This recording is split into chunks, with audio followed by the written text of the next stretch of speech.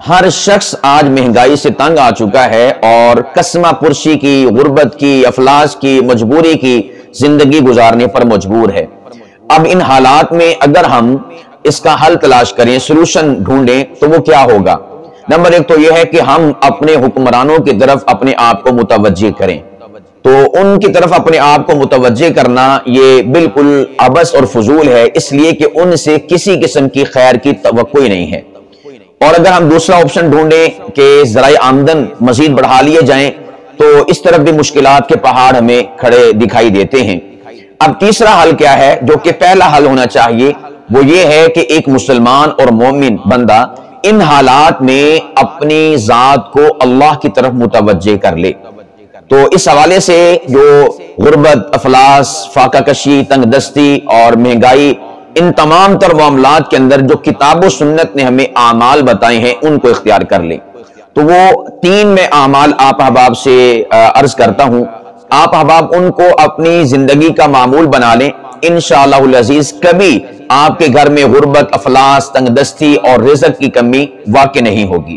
ان میں سے پہلا عمل کون سا ہے؟ وہ ہے سورۃ الواقعہ کی ہر رات میں تلاوت کرنا، یعنی ہر رات کا معمول بنا لیں کہ اب اس کے بعد، یعنی اس گفتگو کو سننے کے بعد میری زندگی کی کوئی شام، کوئی رات ایسی نہیں گزرے گی کہ میرے گھر میں یا میری زبان پر قرآن پاک کی اس سورۃ الواقعہ کی تلاوت نہ ہو۔ اس کا جو حدیث پاک میں ذکر آتا ہے وہ بھی سن لیں۔ حضرت عبداللہ ابن مسعود رضی اللہ تعالیٰ عنہ، ان کے بارے میں آتا ہے کہ وہ اپنی بیٹیوں کو حکم دیا کرتے تھے کہ وہ گھر میں سورۃ الواقعہ کی تلاوت کیا کریں، اور فرماتے تھے انی سمعت رسول اللہ صلی اللہ علیہ وسلم، میں نے رسول اللہ صلی اللہ علیہ وسلم کو یہ فرماتے ہوئے سنا۔ اللہ کے نبی نے فرمایا من قرأ سورۃ الواقعہ فی کل لیلۃ، جو شخص ہر رات میں سورۃ الواقعہ کو پڑھنے کا اہتمام کرتا ہے تو لم تصبہ فاقہ ابدا، اللہ سبحانہ و تعالی کبھی اس کو فاقہ کشی میں مبتلا نہیں کریں گے، کبھی اسے غربت میں مبتلا نہیں کریں گے، کبھی اسے غربت و افلاس اور اس ننگ میں مبتلا نہیں کریں گے کہ انسان مجبور ہو کر رہ جائے۔ تو یہ اس کی برکات ہیں سورۃ الواقعہ کی، اس کو ہر رات میں پڑھنے کا اہتمام فرمانا ہے۔ اور دوسری حدیث پاک حضرت انس بن مالک رضی اللہ تعالیٰ عنہ سے ہے، وہ فرماتے ہیں اللہ کے نبی نے فرمایا کہ اپنی عورتوں کو سورۃ الواقعہ سکھلاؤ، انہیں سورۃ الواقعہ سکھلاؤ۔ کیوں؟ فَإِنَّهَا سورۃ الغنا، اس لیے کہ سورۃ الواقعہ یہ سورۃ الغنا ہے، انسان کو غنی کر دینے والی ہے، انسان کو مالدار کر دینے والی ہے، انسان کی غربت و افلاس کو ختم کر دینے والی ہے۔ تو اب دوسری حدیث پاک بھی سورۃ الواقعہ کی فضیلت سے متعلقہ ہے، تو اس لیے سورۃ الواقعہ کا اہتمام کرنا ہے۔ اب یہاں پر ایک باریک سا پوائنٹ یہ ذہن نشین رکھیں کہ اس میں کہا گیا کہ اپنی عورتوں کو سورۃ الواقعہ سکھلاؤ، اور اوپر والی جو حدیث پاک ہے اس میں عبداللہ ابن مسعود کے بارے میں آتا ہے کہ وہ اپنی بیٹیوں سے کہا کرتے تھے کہ اس کی ہر رات میں تلاوت کرو۔ اس میں وجہ کیا ہے؟ تلاوت تو مرد نے بھی کرنی ہے، لیکن عورتوں کا جہاں پر اسپیشل ذکر کیوں آ رہا ہے؟ اس لیے کہ غربت و افلاس، تنگ دستی، اب یہ جو پیٹ جو ہے اس کے اندر کسی شے کا جانا، کھانا وغیرہ، یا جس کو آپ راشن کہہ لیں، گندم کہہ لیں، کھانا کہہ لیں، رزق کہہ لیں، اس کا تعلق چونکہ کچن کے ساتھ ہوتا ہے، اس کا تعلق چونکہ باورچی خانے کے ساتھ ہوتا ہے، اور باورچی خانہ یہ ڈپارٹمنٹ ہے عورتوں سے متعلقہ، تو اس بنا پر فرمایا کہ عورتوں کو اسپیشل اس بات کا حکم دیا گیا کہ وہ اس کی تلاوت کریں، اس کو پڑھیں، تاکہ یہ جو ان کا ڈپارٹمنٹ ہے اس کے اندر کسی قسم کی کمی واقع نہ ہو اس سورہ مبارکہ کی تلاوت کی برکت سے۔ تو پڑھنا مردوں نے بھی ہے، لیکن اسپیشل عورتوں کو اس بات کا اہتمام کرنا چاہیے، اپنے گھروں کے اندر ماں ہے وہ بھی، بیٹیاں ہیں وہ بھی، اپنے گھر میں رات کے وقت میں سورۃ الواقعہ کی تلاوت کرنے کا اہتمام اور معمول بنائیں۔ دوسرا کام کیا کرنا ہے؟ وہ ہے استغفار کی کثرت۔ اس حوالے سے تین باتیں استغفار کے دلیل کے طور پر کہ استغفار کی کثرت کیوں کرنی ہے۔ پہلی دلیل سورہ ہود کی آیت نمبر 52، اس میں حضرت ہود علیہ السلام کے بارے میں آتا ہے، انہوں نے اپنی قوم سے کہا تھا استغفروا ربکم، اے میری قوم کے لوگوں تم لوگ اللہ کی بارگاہ میں استغفار کرو، ثم توبوا الیہ، اس پروردگار کی طرف رجوع لاؤ، اس کی طرف متوجہ ہو جاؤ۔ تو اللہ سبحانہ و تعالیٰ اس کا نتیجہ کیا عطا فرمائے گا، یعنی استغفار کرنے کا نتیجہ۔ تو فرمایا یرسل السماء علیکم مدرارا، اللہ سبحانہ و تعالی آسمان کے دھانے کھول دے گا، آسمان کے دروازے کھول دے گا، یعنی رزق کی اور برکات کی اللہ سبحانہ و تعالی تمہارے اوپر بارش نازل فرمائے گا۔ یہ استغفار کی برکت ہے۔ وَيَزِدْكُمْ قُوَّةً إِلَىٰ قُوَّتِكُمْ، اور فرمایا کہ تمہاری قوت جو ہے اس میں اللہ مزید قوت اور برکت عطا فرما دے گا، اس میں اضافہ فرما دے گا۔ اور فرمایا وَلَا تَتَوَلَّوْا مُجْرِمِينَ، یہ آخری جملہ بہت ہی قابل غور ہے اور ہمارے سوئے ہوئے خواب غفلت میں پڑے ہوئے ضمیر کو جگانے، اٹھانے اور جھنجھوڑنے کے لیے کافی ہے۔ ارشاد فرمایا کہ وَلَا تَتَوَلَّوْا مُجْرِمِينَ، یہ جو میں تمہیں استغفار کا کہہ رہا ہوں اس کو اختیار کرو اور مجرم بن کر اس کہنے پر روح گردانی اختیار نہ کرو۔ یعنی میں تمہیں کہہ رہا ہوں کہ استغفار کرو، اب یہ نہ ہو کہ تم مجرم بن کر اس استغفار والے عمل سے اپنے آپ کو کوسوں دور کر لو اور زبان پر استغفار کو لاؤ ہی نہ۔ اب اسی جملے کو میں اور آپ اپنے اوپر اپلائی کریں کہ اب جب ہمیں کتاب و سنت سے یہ تعلیم مل رہی ہے کہ ہم نے ان حالات میں استغفار کو لازم پکڑنا ہے، یعنی چلتے پھرتے اٹھتے بیٹھتے ہر حالت میں زبان پر ورد جاری ہو جائے استغفر اللہ استغفر اللہ استغفر اللہ۔ اب ہم لوگ جو ہیں مجرم بن کر اس استغفار والے عمل سے روح گردانی اختیار نہ کریں۔ حضرت ہود نے ان سے کہا تھا تو میں ان کی اسی بات کو کوٹ کرتے ہوئے آپ احباب سے اور خود سے کہہ رہا ہوں کہ ہم مجرم بن کر اب استغفار والے عمل سے روح گردانی اختیار نہ کریں، بلکہ مسلمان بن کر، مومن بن کر، سر تسلیم خم کر کے ہم اپنی زبانوں پر استغفار کو جاری کر لیں۔ اللہ سبحانہ و تعالی مہنگائی کے اس عذاب سے ہمیں نجات عطا فرمائے گا۔ دوسری جو حوالہ ہے وہ ہے سورہ نوح آیت نمبر 10 سے لے کر 12 تک۔ اس میں حضرت نوح علیہ السلام ارشاد فرماتے ہیں فَقُلْتُ اسْتَغْفِرُوا رَبَّكُمْ، میں نے کہا اپنی قوم سے کہ اپنے پروردگار کی بارگاہ میں استغفار کرو، یعنی استغفار کی کثرت کرو۔ جو ہود علیہ السلام نے کہا تھا سیم وہی، انہو کان غفارا، فرمایا کہ وہ بہت زیادہ بخشش فرمانے والا ہے۔ اب اس کا نتیجہ کیا ہوگا، یعنی استغفار کرو گے ملے گا کیا، حاصل کیا ہوگا؟ تو فرمایا یرسل السماء علیکم مدرارا، اللہ سبحانہ و تعالی اپنے آسمان کے دروازوں کو کھول دیں گے، آسمان کے دھانے کھول دیں گے اور رزق کی اللہ سبحانہ و تعالی برکات تمہیں عطا فرمائے گا۔ وَيُمْدِدْكُمْ بِأَمْوَالٍ، تمہارے مالوں میں اضافے اور برکتیں عطا فرمائے گا استغفار کی وجہ سے۔ وَبَنِينَ، تمہارے بیٹوں میں، تمہاری اولادوں کے اندر، تمہاری بیٹیوں کے اندر اللہ سبحانہ و تعالی اضافے اور برکتیں عطا فرمائے گا۔ ویسے یہاں پر بنین کا لفظ استعمال ہوا اور یہ جامع لفظ آپ کو یہاں پر کہہ لیں اولاد کے معنی کے اندر اس میں بیٹے اور بیٹیاں دونوں شامل ہیں۔ اللہ سبحانہ و تعالی اس کی کثرت بھی عطا فرمائے گا۔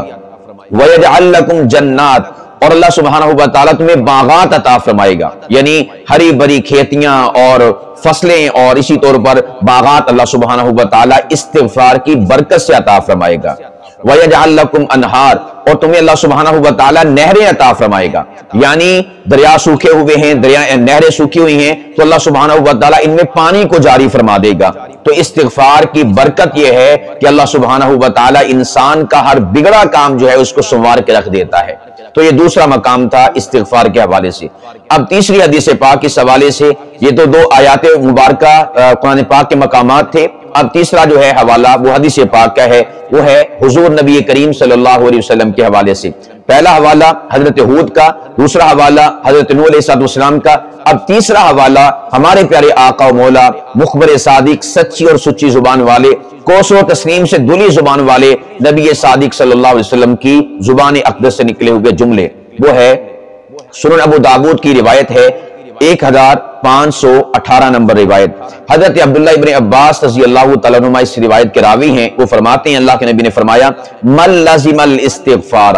جو شخص استغفار کو لازم کر لیتا ہے اپنے اوپر، استغفار کی تسبیح کو جاری کر لیتا ہے اپنے اوپر، تو فرمایا کہ اللہ سبحانہ و تعالی اسے کیا عطا فرماتے ہیں؟ نمبر 1 فرمایا جعل اللہ لہ من کل ضیق مخرجا، اللہ سبحانہ و تعالی ہر تنگی اور مشکل والے راستے سے اس کو نکلنے کی راہ عطا فرماتے ہیں، یعنی ہر مشکل سے وہ نکل جاتا ہے جو اپنی زبان کو استغفار سے تر کر لیتا ہے، معطر کر لیتا ہے، معمر کر لیتا ہے، اپنی زبان پر استغفار کو جاری کر لیتا ہے۔ تو پہلا کیا ہے کہ ہر جو تنگ راستہ ہے اللہ سبحانہ و تعالی مخرجہ، اس سے مزید راہوں کو پیدا فرما دیتا ہے، اس راستے کو آسان فرما دیتا ہے۔ نمبر 2 فرمایا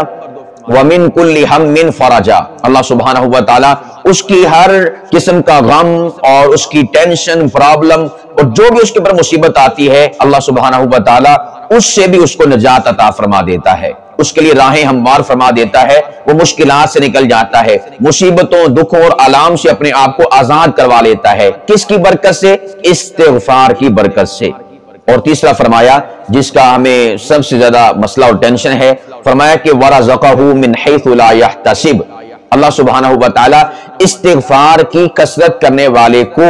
ایسی جگہ سے رزق عطا فرماتا ہے کہ لا يحتسب، اس استغفار کی کثرت کرنے والے کا وہاں پر گمان بھی نہیں ہوتا کہ اللہ سبحانہ و تعالی نے کہاں سے رزق عطا فرما دیا۔ تو اس حدیث پاک میں 3 باتوں کو بیان فرمایا گیا جو استغفار کی برکت اور اس کا ثمر ہیں۔ تو ان تمام تر آیات قرآنیہ اور حدیث پاک سے معلوم کیا ہوا کہ ہم نے اس قسمہ پرسی کے عالم میں استغفار کی کثرت کو اپنی زندگی کا معمول بنا لینا ہے، کثرت کے ساتھ استغفار کرنی ہے۔ یوں سمجھ لیں اٹھتے بیٹھتے چلتے پھرتے جب بھی ہم کسی سے گفتگو کریں، زبان خاموش ہو گفتگو کرنے سے، تو استغفار آٹومیٹک ہماری زبانوں پر جاری ہو جائے، اس کا ہم نے اہتمام کرنا ہے۔ اور تیسرا جو عمل ہم نے اس قسمہ پرسی کے عالم میں اور اس سیناریو کے اندر کرنا ہے وہ کیا ہے؟ یہ جامع ترمذی کی حدیث پاک ہے 3455۔ حضرت عبداللہ ابن عباس رضی اللہ تعالیٰ عنہ فرماتے ہیں اللہ کے نبی نے فرمایا کہ اللہم بارک لنا فیہ، کہ اپنی جو اشیاء ہیں ان میں برکت کے لیے یہ دعا کیا کرو، کیا؟ اللہم، اے اللہ، بارک لنا فیہ، ہمارے لیے اس میں برکت عطا فرما، یعنی وہ جو بھی شے ہوگی اس میں برکت عطا فرما، وزدنا منہ، اور اس میں اضافہ فرما۔ یعنی مثال کے طور پر آپ بازار سے راشن لے کر آتے ہیں، آٹا لے کر آتے ہیں، گھی لے کر آتے ہیں، چاول لے کر آتے ہیں، دالیں لے کر آتے ہیں، گاڑی میں پیٹرول ڈلواتے ہیں، کچھ بھی کرتے ہیں، تنخواہ آپ کو ملتی ہے، پیسے آپ کو ملتے ہیں، جو بھی شے آپ کے ہینڈ میں، آپ کے ہاتھ میں آئے، آپ کی دسترس میں آئے، سب سے پہلا کام آپ نے یہ کرنا ہے، فوراً سے دعا پڑھ لینی ہے، معنی پر غور و فکر کرتے ہوئے، اللہم، اے اللہ، بارک لنا فیہ، اس میں ہمارے لیے برکت عطا فرما، یعنی آٹا آپ کے ہاتھ میں ہے، بارک لنا فیہ، اس میں ہمارے لیے برکت عطا فرما، گھی آپ کے ہاتھ میں ہے، بارک لنا فیہ، اس میں ہمارے لیے برکت عطا فرما، پیٹرول ڈلوا رہے ہیں، اس میں ہمارے لیے برکت عطا فرما، وزدنا منہ، اور اس میں اضافہ فرما۔ تو کوئی بھی شے آپ لے کر آئیں، آپ کے ہاتھ میں پیسے ہیں، تنخواہ ہے، اس تنخواہ کو پکڑ کر سب سے پہلا کام یہ کرنا ہے، دعا کر لینی ہے، اللہم بارک لنا فیہ وزدنا منہ، اے اللہ اس میں ہمارے لیے برکت عطا فرما اور اس میں ہمارے لیے اضافہ فرما دے۔ تو اس دعا کا بھی آپ نے اہتمام کرنا ہے، کسی جگہ پر کسی موقع پر اس دعا کو آپ نے بھولنا نہیں ہے۔ تو خلاصہ کلام کیا ہوا کہ اس سیناریو میں، ان حالات میں ہم نے 3 کاموں کو لازم کر لینا ہے ہر صورت میں، ان میں ناغہ نہ ہو۔ نمبر 1، ہر رات میں سورۃ الواقعہ کو پڑھنے کا اہتمام کرنا ہے، خود بھی اپنے گھر والوں سے مستورات کو بھی کہنا ہے۔ نمبر 2، چلتے پھرتے اٹھتے بیٹھتے ہر موقع پر جو ہے اپنی زبان پر استغفر اللہ استغفر اللہ استغفر اللہ، اس کی کثرت کو اپنی زبان پر جاری کر لینا ہے، گھر میں بھی کہیں اور خود بھی اس کا اہتمام کریں۔ اور نمبر 3 کیا ہے کہ آپ خود دکان سے کوئی شے خریدیں یا گھر میں لے کر جائیں، گھر والوں سے کہیں کہ سب سے پہلے آپ نے اس آنے والی نئی چیز پر اس دعا کو پڑھ کر برکت کے اللہ پاک کی ذات سے دعا کرنی ہے، اللہم بارک لنا فیہ وزدنا منہ۔ انشاءاللہ العزیز ہم 3 اعمال کو اگر پابندی سے اختیار کر لیں تو اللہ سبحانہ و تعالی ہمیں غربت و افلاس سے، تنگ دستی سے، فاقہ کشی سے اور اس قسم کے حالات سے کہ جس سے ہم مجبور ہو جائیں اور مقہور ہو جائیں، اللہ سبحانہ و تعالی ان اعمال کی برکت سے ہمیں ضرور نجات عطا فرمائیں گے۔